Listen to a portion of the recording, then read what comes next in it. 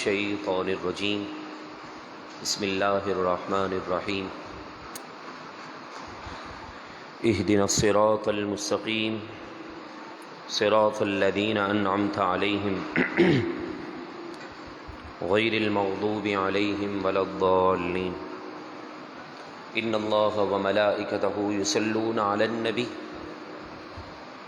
يا أيها الذين آمنوا صلوا عليه وسلموا تسليما اللهم صل على سيدنا ومولانا محمد معدن الجود والكرم وآله وصحبه وبارك وسلم والحبيب الذي ترجى شفاعته لكل هول من الأهوال مقتحم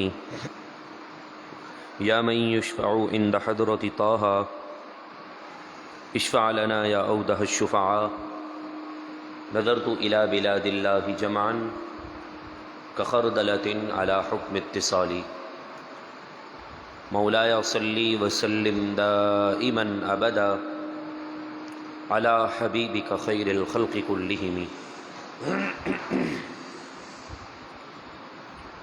کیا دبے جس پہ حمایت کا ہو پنجہ تیرا شیر کو خطرے میں لاتا نہیں کتا تیرا۔ رب العالمین کا بے حد کرم ہے اور اسی کے فضل سے الحمدللہ آج 22 ربیع الاول اور 29 اکتوبر رب العالمین کے فضل و کرم سے جمعے کا جو عید کا دن ہے اس دن میں ہم سب اللہ تبارک و تعالیٰ کے مہمان بنے ہوئے ہیں۔ اللہ رب العزت رسول اللہ صلی اللہ علیہ وسلم کی پیاری سیرت سے ہمیں سبق حاصل کرنے اور حضور کی سیرت کے مطابق زندگی بسر کرنے کی توفیق عطا فرمائے۔ جنگ بدر کی باتیں چل رہی ہیں اور جنگ بدر میں اللہ تبارک و تعالیٰ نے اپنے محبوب اور محبوب کے غلاموں کو جو فتح عطا فرمائی وہ تاریخ اسلام کی سب سے پہلی فتح تھی۔ اور بدری صحابہ کے متعلق سیدنا صدیق اکبر رضی اللہ تعالیٰ عنہ نے یہ قانون بنایا تھا اپنے دور خلافت میں کہ جن جن عظیم ہستیوں نے بدر کے میدان میں حصہ لیا آج وہ زندہ موجود ہیں، یعنی صدیق اکبر کے دور میں، تو کہا کہ جو آج بدر کے میدان میں موجود افراد آج جو حیات ہیں، زندہ ہیں، انہیں اللہ تبارک و تعالیٰ کی طرف سے تو انعام ملے گا، مگر میں جو ہے مسلمانوں کا اور مومنین کا خادم ہونے کی حیثیت سے میں انہیں آرام اور سکون ہر اعتبار سے راحت والی زندگی عطا فرما رہا ہوں۔ انعام بھی بہت سارے ملے، اکرام بھی ملا، پوری دنیا میں عزت حضور علیہ الصلاۃ والسلام کی اطاعت اور فرما برداری کے صدقے سے اللہ نے عطا فرما دی۔ مگر بدر میں ہوا کیا تھا ان باتوں کو ہم سماعت کر رہے ہیں۔ ویسے تو میرا جو مقصد تھا درس سیرت کو بیان کرنے کا وہ یہ تھا کہ ہم اپنے نمازیوں تک میرے محبوب کی ولادت سے لے کر میرے محبوب کی ظاہری زندگی کے آخری دن جو کہ تاریخ کے مطابق یا تو 8 ربیع الاول بنتا ہے یا 9 ربیع الاول پیر کا دن، ان تمام زندگی کے جو لمحات ہیں، جو خاص واقعات ہیں، ان کو ہم بیان کریں۔ تو بدر کی آج 34 نشست ہے۔ دعا ہے اللہ تعالی ہمیں پوری سیرت رسول سمجھنے اور سننے کی سعادت عطا فرمائے۔ جب رسول اللہ صلی اللہ علیہ وسلم نے پوری رات عبادت میں گزار دیا، دعائیں کرتے رہے، صبح کا وقت ہوا تو آپ نے صحابہ کرام علیہم رضوان کو جمع کیا، امامت فرمائی، اور پھر آپ صفے ترتیب دینے لگے کہ آپ نے ادھر کھڑا ہونا ہے، کسی کو کہتے کہ آپ نے اس طرف سے دھیان رکھنا ہے، یعنی آپ جنگی جو صفے ترتیب دی جاتی ہیں اللہ کے محبوب علیہ الصلاۃ والسلام مجاہدین کی صفے جو ہے ترتیب کے ساتھ ٹھیک کرنے لگے۔ تو اتنے میں آپ کے ہاتھ میں ایک چھڑی مبارک تھی تو آپ کسی کو کہتے چھڑی سے آپ ایسے ہو جائیں، آپ ایسے ہو جائیں، بلا تشبیہ بلا مثال۔ استاد کے ہاتھ میں ایک چھوٹی سی لاٹھی ہوتی ہے، لکڑی ہوتی ہے، جس پر بلیک بورڈ یا وائٹ بورڈ پر وہ اشارہ کر کے کہتا ہے کہ یہ سبق پڑھو، یہ دیکھو یہاں پر یہ لکھا ہوا ہے، بلا تشبیہ بلا مثال۔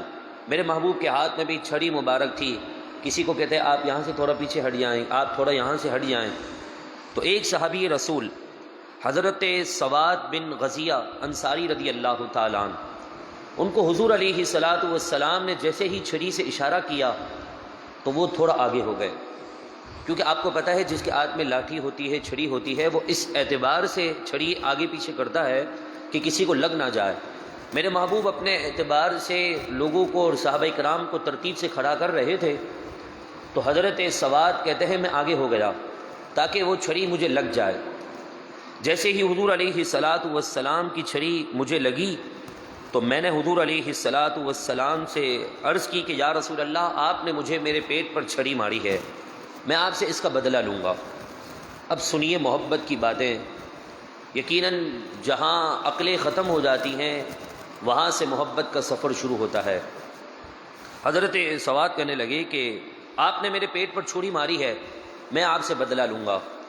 میرے محبوب فرماتے تھے کیسی بات کرتے ہو، جنگی حالت ہے، سامنے کافر موجود ہیں، ہمارے پاس گھوڑے بھی کم ہیں، اسلحہ بھی کم ہیں، نیزے بھی کم ہیں، وہاں دیکھو پورا بڑا مجمع موجود ہے اور تم یہاں پر یہ باتیں کر رہے ہو۔ لیکن میرے محبوب چونکہ عدل و انصاف والے تھے، نام نہاد انصاف والے نہ تھے، تو اب میرے محبوب علیہ الصلاۃ والسلام نے کہا کہ ٹھیک ہے تم بدلہ لے لو۔ تو کہا بدلہ کیا لینا چاہتے ہو؟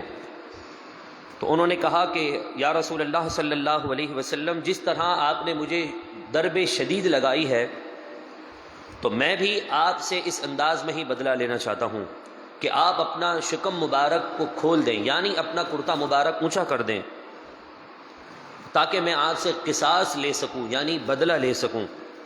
اس پر رسول اللہ صلی اللہ علیہ وسلم نے اپنے اس صحابی کے لیے اپنا جو ہے وہ چادر مبارک تھی یا جبہ مبارک یا کرتا مبارک کچھ بھی تھا، پیارے آقا علیہ الصلاۃ والسلام نے اسے اونچا کر دیا۔ حضرت سواد کہتے ہیں جیسے ہی حضور کا سینہ مبارک اور پشت مبارک نظر آئی، میں فوراً حضور علیہ الصلاۃ والسلام کے جسم اقدس سے جو ہے مس ہو گیا، اپنے آپ کو حضور کے جسم کے حوالے کر دیا۔ جس طرح ہم گلے لگ جاتے ہیں، وہ کہتے ہیں میں نے اس طرح حضور کے جسم سے مس ہو گیا۔ اور پھر جب یہ منظر دیکھا تو میرے محبوب علیہ الصلاۃ والسلام نے مسکرا کر کہا کہ اے سواد، یہ تم کیا کر رہے ہو؟ تو کہا یا رسول اللہ، آخری لمحات زندگی کے چل رہے ہیں، پھر پتہ نہیں ہم بچیں نہ بچیں، سانس ہمیں زندگی میسر آئے کہ نہ آئے، ہم حضور صلی اللہ علیہ وسلم کی اطاعت اور فرما برداری میں اپنی زندگیاں لٹا دے دین پر۔ تو میری آخری خواہش تھی کہ میں اپنا جسم میرے محبوب کے جسم سے مس کر دوں، اس لیے میں نے یہ کام کیا ہے، لہذا یہ آپ کا بدلہ میں نے آپ سے لے لیا ہے۔ پھر حضور علیہ الصلاۃ والسلام نے اپنا کرتا مبارک نیچے کر دیا اور پھر جنگ کا آغاز ہوتا ہے۔ جیسے ہی صبح کا وقت شروع ہوا، میرے محبوب علیہ الصلاۃ والسلام نے ان الفاظ کے ساتھ دعا کی کہ یا اللہ، یہ قریش کے کفار فخر اور تکبر کرتے آ پہنچے ہیں اور چاہتے ہیں کہ تیرے ساتھ جنگ کریں اور تیرے رسول کو جھٹلائیں۔ اے خدا، میں اس نصرت کا منتظر ہوں، میں اس مدد کا منتظر ہوں جس کا تو نے مجھ سے وعدہ کیا ہے۔ بس اتنا کہنا تھا، فرشتوں کی جماعت کا نزول ہوا، میرے محبوب علیہ الصلاۃ والسلام نے جو ہے صحابہ کرام علیہم رضوان کی صفیں بالکل ٹھیک کر دیں اور پھر جنگ کا آغاز ہوتا ہے۔ سب سے پہلے شہید ہونے والے اس امت کے وہ حضرت عمر فاروق رضی اللہ تعالیٰ عنہ کے آزاد کرتا غلام ہیں، جن کا نام عامر بن حضرمی ہے۔ انہوں نے رسول اللہ صلی اللہ علیہ وسلم کی اجازت سے میدان بدر میں اترتے ہیں اور کافروں سے مقابلہ کر کے جام شہادت نوش کر لیتے ہیں۔ جب سے جہاد کا آغاز ہوا، سب سے پہلے یہ حضور کے غلام سیدنا فاروق اعظم کے آزاد کردہ غلام، انہوں نے مسلمانوں اور اسلام کی سربلندی کے لیے اپنے آپ کا جو ہے وہ نذرانہ پیش کیا۔ انصار میں سے حضرت حارثہ بن سراقہ شہید ہوئے اور اس کے بعد یہ سلسلہ چلتا رہا، پورا دن اسی طرح یہ معاملہ چلتا رہا۔ پھر اللہ تبارک و تعالیٰ نے حضور کے صدقے سے فتح عطا فرمائی، یہاں تک کہ حضرت عمیر کہنے لگے کہ یا رسول اللہ، اگر ہم آج یہاں پر اپنی زندگی ختم کر دیتے ہیں، جام شہادت نوش کر لیتے ہیں، تو بدلے میں ہمیں کیا ملے گا؟ رسول اللہ صلی اللہ علیہ وسلم نے کہا کہ فرمایا اے عمیر، جو کہ یہ انصار صحابی میں سے مدینے کے رہائشی تھے، کہنے لگے اے عمیر، اللہ تبارک و تعالیٰ اس شہادت کے بدلے تمہیں جنت عطا فرمائے گا، اور وہ جنت کہ جس کا عرض یعنی جس کی چوڑائی آسمان و زمین کے برابر ہے۔ تو حضرت عمیر کہتے ہیں میرے ہاتھ میں کھجور تھیں، چند کھجوریں میرے ہاتھ میں تھیں، میں انہیں کھانے لگا تھا کہ میرے دل میں خیال آیا کہ اب دنیاوی چیزوں سے کیا لطف اندوز ہونا، چلو جنت میں جا کر اللہ تبارک و تعالیٰ کے مہمان بنتے ہیں، وہاں جا کر جنت کی اعلیٰ نعمتیں کھائیں گے۔ آپ کہتے ہیں میں نے یہ کھجوریں کسی اور کے حوالے کی، واہ یا رسول اللہ، واہ یا رسول اللہ، واہ واہ سبحان اللہ کہتے ہوئے آپ حضور سے اجازت لے کر میدان جہاد کی طرف بڑھتے ہیں اور کافروں سے ڈٹ کر مقابلہ کرتے ہیں، یہاں تک کہ ایک بدبخت نے آگے بڑھ کر حضرت عمیر کے طاق میں بیٹھا تھا، موقع پا کر آپ کو وار کیا اور اسی لمحے آپ نے جام شہادت نوش کر لیا۔ میرا سوال یہ ہے، ہم نے ابھی صرف 3 صحابہ کرام علیہم رضوان کے ان واقعات کو سماعت کیا ہے کہ جنہوں نے رسول اللہ صلی اللہ علیہ وسلم کے حکم پر دین کی سر بلندی کے لیے جام شہادت نوش کیا۔ بے شمار صحابہ کرام علیہم رضوان اس جنگ میں شہید ہوئے، جنہیں اللہ تبارک و تعالیٰ نے کُلًّا وعد اللہ الحسنیٰ کا وعدہ دے دیا، سب کے ساتھ اللہ نے جنت کا وعدہ کر لیا ہے۔ جو وہاں شہید ہو گئے یا بچ گئے، سب سے اللہ تبارک و تعالیٰ نے وعدہ کر لیا ہے۔ ایک موقع سیرت کی کتاب میں نے یہ بات بھی پڑھی کہ رسول اللہ صلی اللہ علیہ وسلم اس جنگ میں بیٹھ کر منظر دیکھ رہے ہیں صحابہ کرام علیہم رضوان کا، کوئی وہاں سے جو ہے وہ لڑ رہا ہے، کوئی وہاں سے مقابلہ کر رہا ہے، کوئی وہاں سے اسلام کا دفاع کر رہا ہے، کوئی وہاں شہید ہو رہا ہے۔ یہ منظر بھی میرے آقا علیہ الصلاۃ والسلام نے اپنے آنکھوں سے دیکھا کہ ایک مسلمان بدر کی زمین پر لیٹا ہوا ہے اور ایک کافر اس کے اوپر ہے، اور وہ دونوں آپس میں کشتی لڑ رہے ہیں۔ اور یہ منظر دیکھنے کے بعد میرے محبوب علیہ الصلاۃ والسلام مسکرا دیے۔ صحابہ کرام علیہ رضوان جو اطراف میں تھے وہ کہنے لگے یا رسول اللہ، یہ اسلامی مجاہد زمین پر ہے، اس کے اوپر کافر حاوی ہو چکا ہے، اس منظر کو دیکھ کر آپ مسکرا کیوں رہے ہیں؟ آپ کی مسکراہٹ کی وجہ کیا ہے؟ میرے آقا علیہ الصلاۃ والسلام نے اس سوال کرنے والے سے پوچھا، کیونکہ آپ غیب کا علم جانتے تھے، اللہ نے آپ کے لیے ساری دنیا کے پردے اٹھا دیے تھے۔ آپ نے کتنی پیاری اور تاریخی جملہ ارشاد فرمایا، کہا کہ مارنے والا اور شہید ہونے والا میں دیکھ رہا ہوں جنت میں دونوں ایک ساتھ سیر کر رہے ہیں۔ بڑی حیران کن بات ہے کہ یہاں ابھی کافروں کی طرف سے آیا ہوا وہ شخص جو کسی مسلمان کے اوپر بیٹھا ہوا ہے، اس کے خون سے اپنے ہاتھوں کو رنگین کرنا چاہتا ہے، لیکن میرے محبوب نے پہلے ہی اشارہ دے دیا کہ بعد میں یہ بندہ میرے قدموں میں آئے گا، معافی مانگے گا، میری غلامی اختیار کرے گا، جب ایمان لے آئے گا تو اللہ ماضی کے سارے گناہ معاف کر دے گا۔ گویا آپ نے اس بات کی طرف اشارہ کیا کہ اللہ نے مجھے جو غیب کا علم عطا کیا ہے، اس کے توسل سے میں تمہیں یہ بتا رہا ہوں کہ یہ بندہ اسلام لے آئے گا اور اللہ اسے میرے صدقے سے جنت عطا فرما دے گا۔ میرے محبوب اور میرے محبوب کی رحمت، میرے پروردگار کی رحمت کب نواز دے کسی کو کیا معلوم۔ ایک لوگوں کے ساتھ گندا کام کرنے والی طائف عورت وہ بخشی جاتی ہے، کس وجہ سے؟ کہ اس نے جانور کتی کے بچے کو پانی پلا دیا تھا۔ وہی واقعہ بڑا عجیب ہے کہ وہ عورت گناہ کی غرض سے کسی کے پاس جا رہی تھی کہ سامنے دیکھا کہ کتیا اور کتیا کے بچے موجود ہیں، وہ پانی نہ ملنے کی وجہ سے بلک رہے ہیں۔ قریب میں کیا دیکھتی ہے کہ ایک کنواں موجود ہے لیکن پانی بہت نیچے ہے۔ اس وقت چمڑے کے موزے ہوا کرتے تھے۔ اس گناہ گار عورت نے اپنے چمڑے کے جوتے سے پانی بھرا کسی طرح بھی اور اس جانور کے سامنے رکھ دیا۔ جب اس کا انتقال ہو گیا، کسی نے خواب میں دیکھا اور پوچھا تیرے ساتھ کیا ہوا؟ تو اتنی گناہ گار عورت تھی کہ ہر رات کسی دوسرے اجنبی آدمی کے ساتھ منہ کالا کرتی تھی، تیرے ساتھ کیا معاملہ ہوا؟ اس عورت نے کہا کہ اللہ تبارک و تعالیٰ نے میری بخشش اور مغفرت فرما دی ہے، اتنی گناہ گار عورت کو بھی رب بخش دے۔ تو پھر پوچھنے والے نے پوچھا وجہ کیا بنی؟ تو اس عورت نے جواب میں کہا کہ وہ ایک وقت ایسا تھا کہ میں نے جانور پر رحم کیا تھا، اسے پانی پلایا تھا، تو ارحم الراحمین رب نے مجھ سے یہ کہا جب تو ایک بندی ہو کر کسی اور مخلوق پر رحم کر سکتی ہے، میں تو سب سے زیادہ ارحم الراحمین ہوں، سب سے زیادہ رحم کرنے والا ہوں، تو جا میں نے اس سبب سے تیری بخشش اور مغفرت فرما دی ہے۔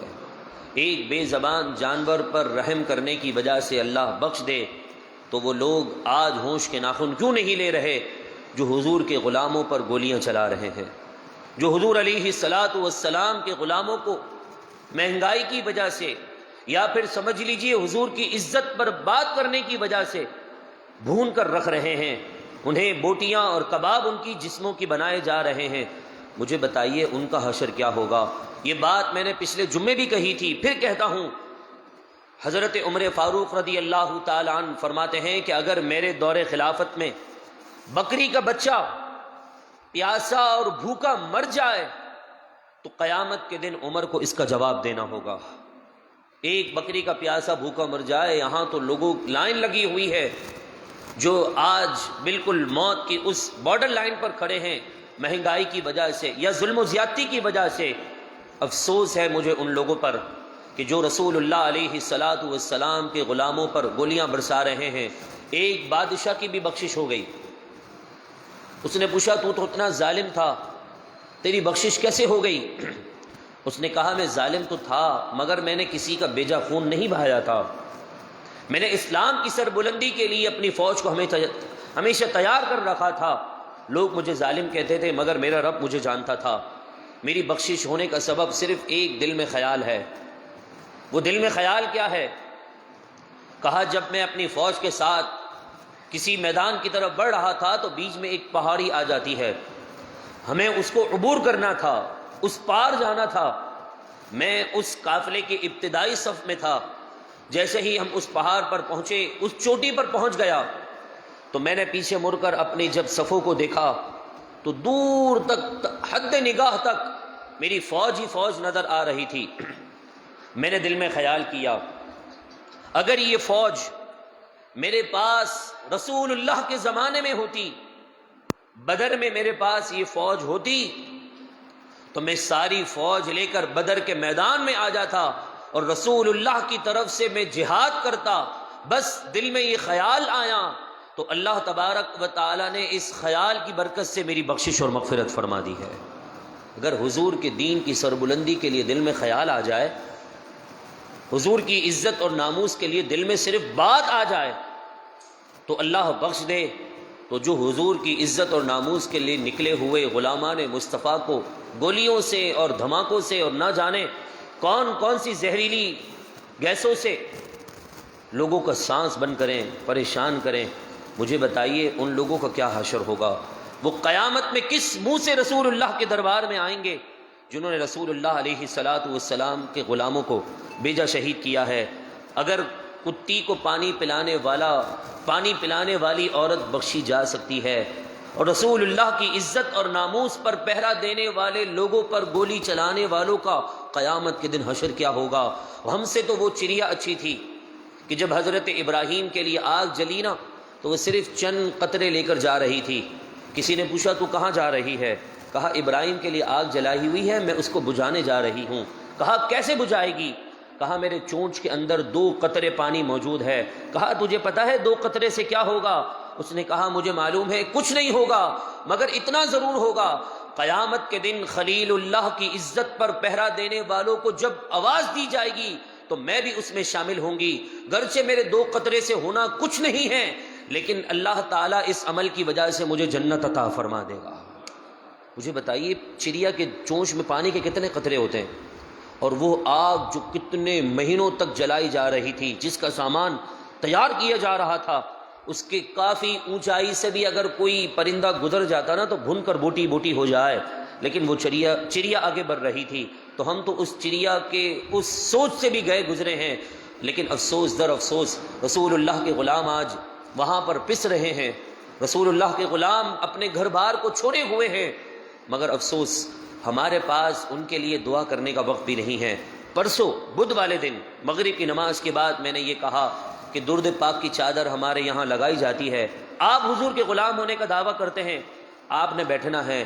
افسوس کے ساتھ نمازی ایسے بھاگ گئے جیسے یہاں پر ایجنسی کے بندے آئے ہوئے ہوں، دیکھ لیں گے کہ کون رسول اللہ کی عزت کی بات کرتا ہے۔ افسوس مجھے ہوتا ہے ان لوگوں پر جو اپنے آپ کو حضور کا غلام کہتے ہیں، حضور کا امتی کہتے ہیں، حضور کے نام کے لیے ان کے پاس وقت نہیں ہے۔ ہاتھ اٹھا کر دعا کریں، اللہ تبارک و تعالی ہمیں حضور کی غلامی کے لیے قبولیت عطا فرما دے۔ موت تو آنی ہے، کتنے لوگ بستر پر جا رہے ہیں، کتنے لوگ ایڑیاں رگڑ رگڑ کر جا رہے ہیں۔ میں آپ سے پوچھتا ہوں، جو ایڑیاں رگڑ کر جا رہا ہے، ہارٹ اٹیک میں جا رہا ہے، ایکسیڈنٹ میں جا رہا ہے، اور ایک وہ بندہ ہے جو حضور کے نام لے لے کر جو ہے وہ گولیوں کے سامنے آ کر اپنے آپ کو بھنوا دیتا ہے، کس کی موت اچھی ہے؟ یقیناً عقل مند یہی کہے گا جو رسول اللہ کے نام پر اپنی جان قربان کر رہا ہے اسی کی زندگی اچھی ہے، اسی کی موت اچھی ہے۔ اسی کے متعلق قرآن نے فرمایا تھا یہ مردہ نہیں ہے بلکہ زندہ ہے، اللہ کے یہاں رزق بھی پاتے ہیں۔ یہاں تک کہ ایک آدمی نے خود مجھے بتایا کہ ایک شخص کو سینے پر گولی لگ گئی، سینے سے فوارہ پھٹ رہا تھا، وہ مسکرا رہا تھا۔ یہاں تو اگر کسی کے پاؤں میں چوٹ لگ جائے تو اس کی زندگی کے 14 طبق روشن ہو جاتے ہیں، اس کے سینے میں گولی لگی لیکن مسکرا رہا تھا۔ کسی نے کہا درد ہو رہا ہے کیا؟ پوچھا تھا نا جس بندے نے، اس نے مجھے خود بتایا، کہا شعبان بھائی میں نے اس سے پوچھا تجھے درد ہو رہا ہے گولی لگنے کی وجہ سے؟ وہ مسکرا کر کہنے لگا درد نہیں دیدار ہو رہا ہے۔ کہا دیکھو سامنے حضور موجود ہیں۔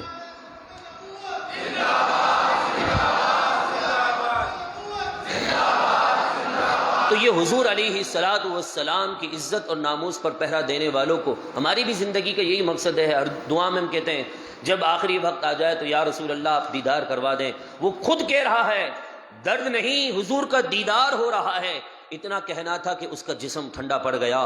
حضور علیہ الصلاۃ والسلام کی عزت اور ناموس کے لیے آپ بھی تیار ہو جائیں۔ اللہ تعالی ہمیں حضور کے نام پر کٹ مرنے والا جذبہ عطا فرمائیں، ایسی اولادیں عطا فرمائیں۔ حضور کے غلام یقیناً داڑھی شریف نہیں کٹا سکتے، حضور کے غلام ناموس رسالت کے پہرے دار ہونے کا دعویٰ کریں اور نماز فجر قضا کر دیں، ایسا ہو نہیں سکتا۔ عملی زندگی میں بھی پورا اتریں۔ اللہ تعالی ہم سب کو عمل کی توفیق عطا فرمائے۔ وآخر دعوانا ان الحمدللہ۔